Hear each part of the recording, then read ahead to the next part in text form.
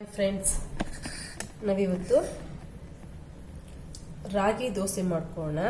ರಾಗಿ ಮತ್ತು ಹೆಸರು ಕಾಳು ಕಾಂಬಿನೇಷನಲ್ಲಿ ನಾವು ಯಾವಾಗಲೂ ಮಕ್ಕಳಿಗೆ ಹೆಲ್ದಿಯಾಗಿ ಏನಾದರೂ ತಿಂಡಿ ಮಾಡಿಕೊಡ್ಬೇಕು ಅಂತ ಅನ್ಕೊತಾ ಇರ್ತೀವಿ.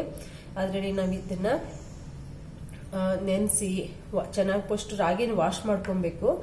ರಾಗಿನೂ ಅಷ್ಟೇ, ಹೆಸರು ಕಾಳು ಅಷ್ಟೇ, ಬಟ್ ರಾಗಿನ ಒಂದು 3 ಟೈಮ್ಸ್ ಆದರೂ ವಾಶ್ ಮಾಡ್ಕೋಬೇಕು ಫ್ರೆಂಡ್ಸ್. ಇದು ನಾನು ಒಂದು ಸೇಮ್ ಕಪ್ಪಲ್ಲೇ ಹೆಸರು ಕಾಳು ಮತ್ತು ರಾಗಿ ತಗೊಂಡಿದ್ದೀನಿ.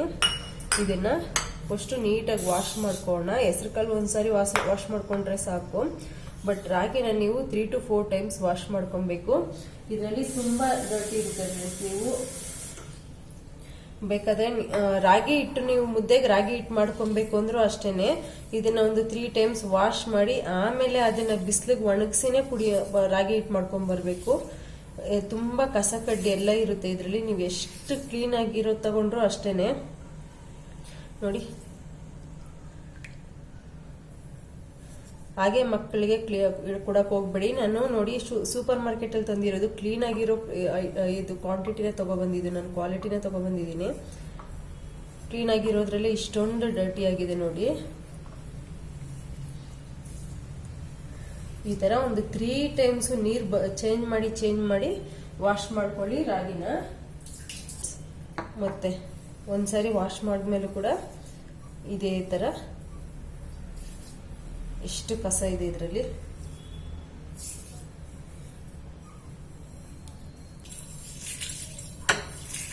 ಇದರಲ್ಲೂ ಕೂಡ ಪೌಡರ್ ಹಾಕಿರ್ತಾರೆ ಫ್ರೆಂಡ್ಸ್, ಹೆಸರು ಕಾಳಲ್ಲಿ ಕೂಡ. ನಾವು ಮಕ್ಕಳಿಗೆ ಹೆಲ್ದಿ ಅಂತ ಹೇಳ್ಬಿಟ್ಟು ಏನೇನೋ ಇಡಕ್ ಹೋಗ್ತೀವಿ, ಬಟ್ ನಾವು ಕರೆಕ್ಟಾಗಿ ವಾಶ್ ಮಾಡಿಲ್ಲ ಅಂದ್ರೆ ಅದು ಅನ್ಹೆಲ್ದಿನೇ ಆಗುತ್ತೆ ನೋಡಿ ಫ್ರೆಂಡ್ಸ್. ನಾನೀಗ ಇದು ರಾಗಿ ಬಂದು 4 ಟೈಮ್ ವಾಶ್ ಮಾಡಿದ್ದೀನಿ, ಹೆಸರು ಕಾಳು ಬಂದು 2 ಟೈಮ್ಸ್ ವಾಶ್ ಮಾಡಿಟ್ಟಿದ್ದೀನಿ. ನಾನು ಇದಕ್ಕೆ ಒಂದು ಸ್ಪೂನ್ ಅಷ್ಟು ನೋಡಿ, ಒಂದು ಅರ್ಧ ಸ್ಪೂನ್ ಅಷ್ಟು ಮೆಂತ್ಯನ ರಾಗಿ ಜೊತೆ ಹಾಕೊಂಡ್ಬಿಡ್ತಾ ಇದ್ದೀನಿ.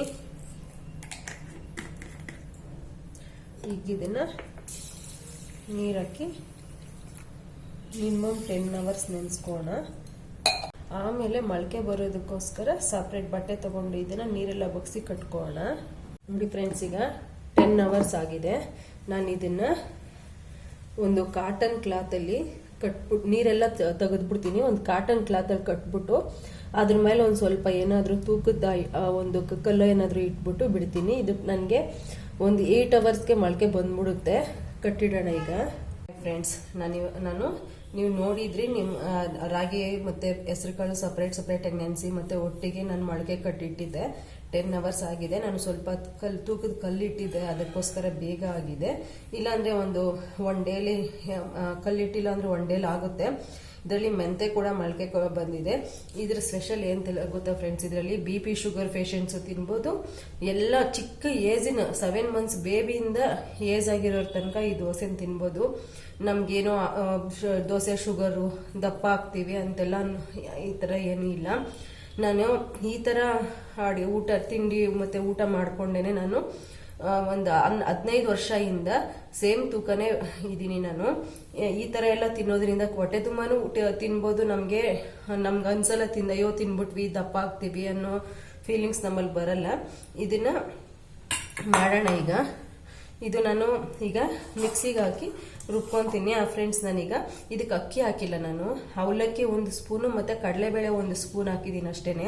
ನೀವು ಬೇಕಾದ್ರೆ ಇವು ಹಾಕೊಂಡಿರೋನು ಬರೀ ಹೆಸರು ಕಾಳು ಮತ್ತು ರಾಗಿ ಮೆಂತೆನೆ ಸಾಕು, ರುಬ್ಕೋಬೋದು. ನಾನು ಇದನ್ನೇನಕ್ಕೆ ಹಾಕ್ತೀನಿ ಅಂದರೆ ನಮಗೆ ಒಬ್ಬೊಬ್ಬರಿಗೆ ಕ್ರಿಸ್ಪಿಯಾಗಿ ದೋಸೆ ಇಷ್ಟ ಆಗುತ್ತಲ್ವ ಫ್ರೆಂಡ್ಸ್, ಅದಕ್ಕೋಸ್ಕರನೇ.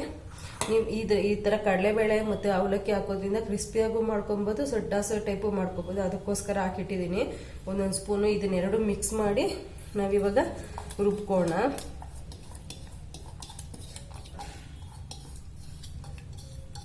ನೋಡಿ ಫ್ರೆಂಡ್ಸ್, ನಾನು ಈಗ ರುಬ್ಕೊಂಡಿದ್ದೀನಿ.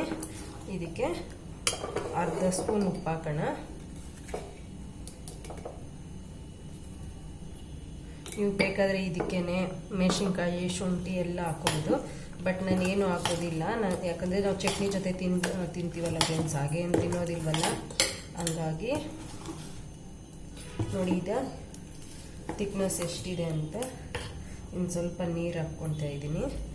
ಆದಷ್ಟು ತೆಳ್ಳಗೆ ಮಾಡ್ಕೊಬೇಡಿ. ಇದು ಸ್ವಲ್ಪ ಗಟ್ಟಿ ಇದ್ರೇನೆ ದೋಸೆ ಚೆನ್ನಾಗಿ ಬರೋದು. ಇದನ್ನ ನೀವು ಬೆಳಗ್ಗೆ ತಿಂಡಿ ಮತ್ತೆ ರಾತ್ರಿ ಊಟಕ್ಕೂ ಕೂಡ ತಿನ್ನುವ ಸಿಂಪಲ್ ಆಗಿ ನಮ್ಗೆ ಹೊಟ್ಟೆಗೆ ಏನಾದರೂ ಸಿಂಪಲ್ ಆಗಿ ಬೇಕು ಅನ್ನೋ ಮಾಡ್ಕೋಬಹುದು. ನೀವು ಬೆಳಗ್ಗೆ ನೆನೆಸಿದ್ರೆ ರಾತ್ರಿಗೆ ಮಾಡ್ಕೋಬಹುದು ಫ್ರೆಂಡ್ಸ್. ನಿಮಗೆ ಫ್ರೀ ಇಲ್ಲ ಅಂದ್ರೆ ನೀವು ಮೊಳಕೆ ಕಟ್ಟಬೇಕು ಅಂತ ಏನೂ ಇಲ್ಲ. ನಾನು ಮೊಳಕೆ ಕಟ್ಟೆ ಆದಷ್ಟು ಮಾಡ್ತೀನಿ. ಏನಕ್ಕೆ ಅಂದರೆ ಹೆಲ್ತ್ಗೋಸ್ಕರ. ನೋಡಿ ಇಷ್ಟೇನೆ. ಈಗ ದೋಸೆ ಮಾಡ್ಕೊಳ್ಳೋಣ. ಇದನ್ನ ಹೀಗೆ ರುಬ್ಬಿ ಹೀಗೆ ಮಾಡ್ಬೋದು. ಇದನ್ನ ಸೆಟ್ಟಾಗಕ್ಕೆ ಬಿಡಬೇಕು ಅಂತೆಲ್ಲ ಏನೂ ಇಲ್ಲ. ಬನ್ನಿ ದೋಸೆ ಮಾಡೋಣ ಫ್ರೆಂಡ್ಸ್. ಈಗ ದೋಸೆ ಮಾಡ್ಕೊಳ್ಳೋಣ.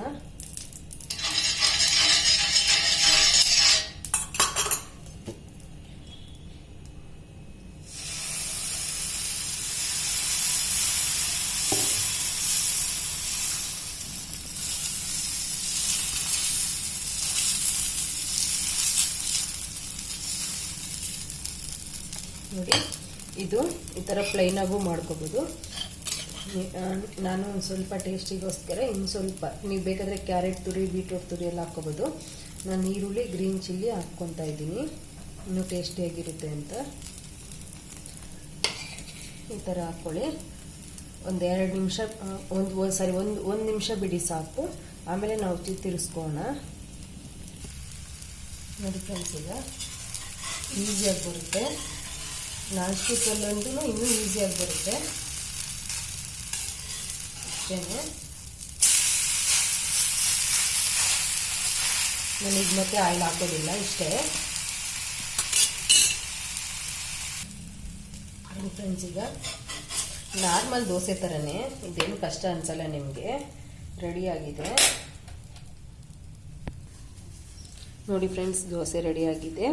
ನೀವು ಇದನ್ನ ಎಷ್ಟು ಡಯಟಲ್ಲಿರೋರು ಕೂಡ ನೆಮ್ಮದಿಯಾಗಿ ತಿನ್ಬೋದು. ಚಿಕ್ಕ ಮಕ್ಳಿಗೂ ತಿನ್ನಿಸ್ಬೋದು. ನೀವು ಗ್ರೀನ್ ಚಿಲ್ಲಿ ಯೂಸ್ ಮಾಡಬೇಡಿ ಅಷ್ಟೇ. ಚಿಕ್ಕ ಮಕ್ಳಿಗೆ ತಿನ್ನಿಸೋವಾಗ ಬೇಕಾದರೆ ಈರುಳ್ಳಿ ಹಾಕೊಂಡು ಮಾಡ್ಕೊಳ್ಳಿ. ಎಷ್ಟು ಏಜ್ ಆಗಿದ್ರು, BP ಶುಗರ್ ಪೇಷಂಟ್ಸ್ ಯಾರೇ ಬೇಕಾದರೂ ತಿನ್ಕೋಬೋದು. ಟೇಸ್ಟಿಯಾಗಿರುತ್ತೆ, ಹೆಲ್ದಿ ಆಗಿರುತ್ತೆ.